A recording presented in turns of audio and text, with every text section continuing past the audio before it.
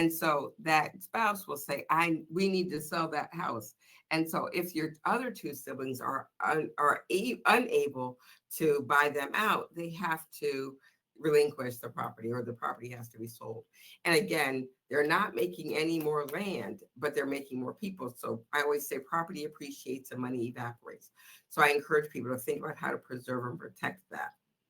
The second thing I want to say is, do not put your kid's name on the deed with you. I say that because of when the times we think about, I should say 95% of the time, don't put your kid's name on the deed with you.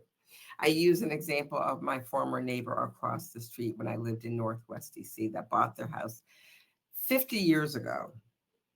And now they bought it for $17,000, and now the house is worth $17,000. The struggle is that, that's a great asset, and they want to pass it to their daughter. If they put the kid's name on the deed with her, it's as if the kid bought the house for $17,000. Again, the house is worth $700,000 now. The difference between what you buy something for and what you sell it for is capital gains. That in that case would be like $700,000 is the gain. And so if you put your kid's name on the deed with you, it's as if the kid bought the house at $17,000. However, in DC, you can do a transfer on death deed. And so then it's as if the child bought the house for $700,000. She would receive what we call is a step up in tax basis. That step up in tax basis allows for, again, them to be able to avoid capital gains, or minimize at least capital gains. JTROS is joint tenancy with right of survivorship. Let's say I own a house with my husband.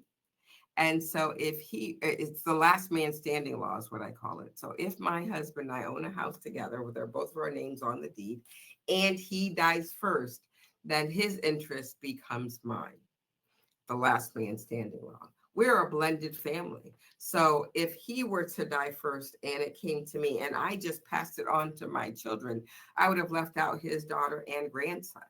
We have an opportunity to preserve and respect all of the relationships in our families. But we got to do it with a plan, because the law does not honor and respect it. A reverse mortgage. A reverse mortgage is when a senior citizen takes out equity from their property without paying it back, right? They don't have to pay it back until they die or until they no longer live in that property as a primary residence. Now, I tell people all of the time, make sure you